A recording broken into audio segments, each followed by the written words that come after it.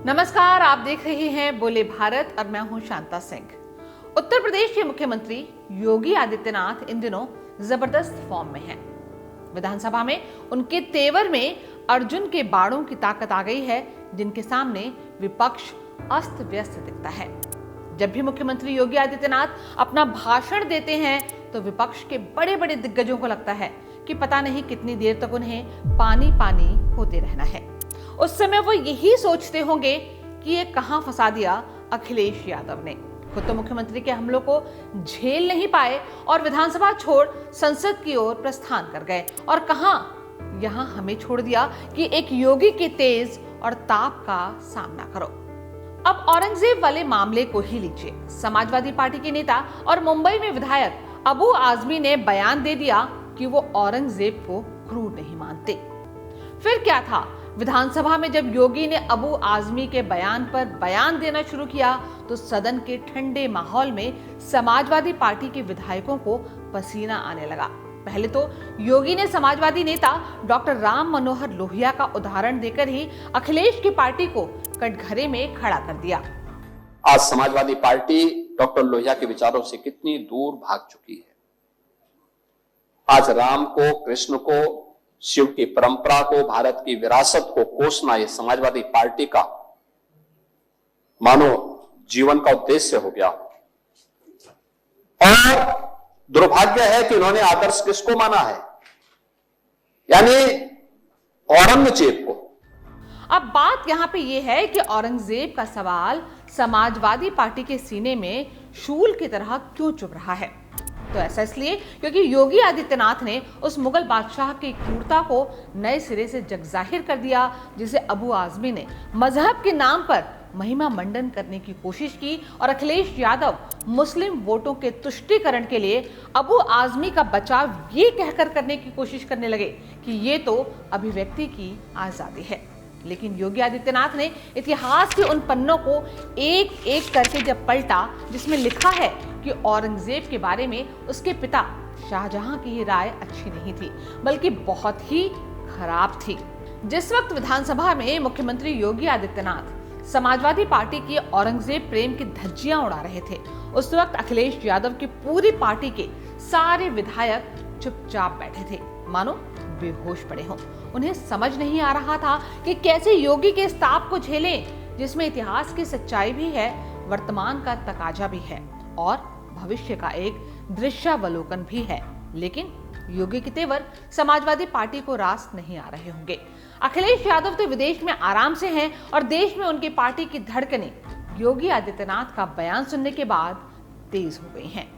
अब सवाल ये उठता है कि आखिरकार योगी आदित्यनाथ में ये ताकत आती कहां से है कि एक साधारण से दिखने वाले व्यक्ति ने असाधारण राजनीतिक व्यक्तित्व को हासिल कर लिया। इसे समझने के लिए किसी रॉकेट साइंस की जरूरत नहीं है, बस आम आदमी के हितों से जिसका नाता जुड़ जाए वही योगी आदित्यनाथ कहलाता है। योगी आदित्यनाथ पर वरिष्ठ पत्रकार विजय त्रिवेदी ने एक किताब लिखी है जिसका नाम है यदा यदा ही योगी। उसमें उन्होंने एक किस्सा लिखा है। एक पत्रकार थे जो बड़े ही प्रभावशाली थे। वो अक्सर गोरखनाथ पीठ में जाते थे, जिसके महंत मुख्यमंत्री योगी आदित्यनाथ ही हैं। एक बार वो कॉलेज के दिनों में अपनी एक महिला मित्र को घुमाने के लिए ले गए, जिससे उन्हें प्यार हो गया था। वहां महिला मित्र ने एक खिले हुए गुलाब को देखकर उसे पाने की इच्छा जताई। तो पत्रकार ने कहा, इसमें कौन सी बड़ी बात है, अभी ला देते हैं। लेकिन जैसे ही वो फूल तोड़ने के लिए आगे बढ़े, माली ने उन्हें रोक दिया। प्रियतमा सामने खड़ी थी और ऐसी घोर बेइज्जती, वो माली से उलझ पड़े। धौंस देने लगे कि मैनेजर साहब भी मेरे जानने वाले हैं और मैनेजर की छोड़ो, महंत जी भी मेरे जानने वाले हैं। तो माली ने कह दिया कि ठीक है, उनसे कहलवा दीजिए और फूल तोड़ लीजिए। पत्रकार महोदय मैनेजर साहब के पास गए। मैनेजर ने कहा कि अगर माली ने मना कर दिया है तो मैं कुछ नहीं कर सकूंगा, अब तो जो भी करेंगे महंत जी ही करेंगे। पत्रकार की इज्जत का सवाल था, गर्लफ्रेंड साथ में थी। वो महंत जी के पास गए। महंत जी ने बड़े प्यार से बिठाया, प्रसाद दिया और आने का कारण पूछा।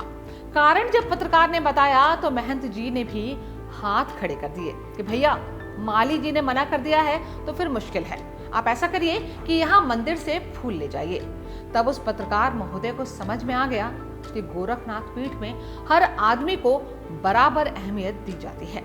सबको बराबर समझने की यही भावना योगी आदित्यनाथ को दूसरों से अलग और महान बनाती है, जिसके कारण उनके सामने विपक्ष खुद को अस्त व्यस्त और लस्त पस्त पाता है। दूसरी बात ये कि योगी 8 साल से मुख्यमंत्री हैं, लेकिन योगी भी प्रधानमंत्री नरेंद्र मोदी की तरह छुट्टी लेने में यकीन नहीं रखते। महाकुंभ की तैयारी में जिस तरह दिन रात वो जुटे रहे, वो बताता है कि उनकी कर्मठता की कोई सीमा रेखा नहीं है। उत्तर प्रदेश के राजनीतिक फलक पर देखें तो योगी आदित्यनाथ को चुनौती देने का काम समाजवादी पार्टी के नेता अखिलेश यादव को करना था। 2022 की बात लीजिए, योगी आदित्यनाथ जब दूसरी बार मुख्यमंत्री बने तो उनके सामने नेता प्रतिपक्ष की हैसियत से अखिलेश यादव थे। उत्तर प्रदेश की जनता ने अखिलेश यादव को विपक्ष में बैठने, बल्कि कहना चाहिए कि विपक्ष का नेतृत्व करने का जनादेश दिया था। लेकिन अखिलेश यादव बीच भंवर में विपक्ष को छोड़कर अपने परिवार के साथ दिल्ली चले गए। परिवार का मतलब ये हुआ कि लोकसभा चुनाव के जरिए खुद भी और अपनी पत्नी को भी लोकसभा का सदस्य बनवा दिया और विधानसभा में पार्टी को दूसरे लोगों के भरोसे छोड़ दिया। अब इस पलायनवादी राजनीति से वो योगी आदित्यनाथ का मुकाबला कैसे करेंगे? आप देखिए कि इस वक्त यूपी में विधानसभा का बजट सत्र चल रहा है। अगर अखिलेश विधानसभा में होते तो योगी आदित्यनाथ से मुकाबले की कोशिश कर सकते थे, लेकिन अभी तो ऐसा लग रहा है कि पूरा बजट सत्र ही योगी के नाम पर है, क्योंकि अखिलेश यादव विधानसभा तो छोड़िए देश में ही नहीं है। जिस वक्त योगी आदित्यनाथ महाकुंभ के बाद उत्तर प्रदेश के विकास के लिए बजट और भविष्य की योजनाओं की तैयारी में जुट गए, उसी वक्त अखिलेश यादव अपने परिवार के साथ छुट्टी मनाने विदेश चले गए। अब बताइए कि ऐसे में वो योगी से दौड़ कैसे लगा सकते हैं?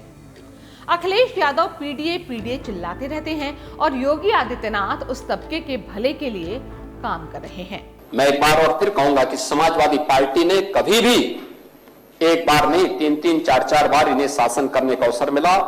बाबा साहब भीमराव अंबेडकर के नाम पे एक भी संस्था खड़ी नहीं की, बल्कि उनके नाम पर बनी हुई संस्थाओं को नाम हटाने का काम ही किया। हम तो कह सकते हैं बीजेपी ने प्रधानमंत्री मोदी जी के नेतृत्व में पंचतीर्थ का निर्माण करवाया। हम दलित बच्चों को वहां से स्कॉलरशिप की सुविधा भी देने जा रहे हैं।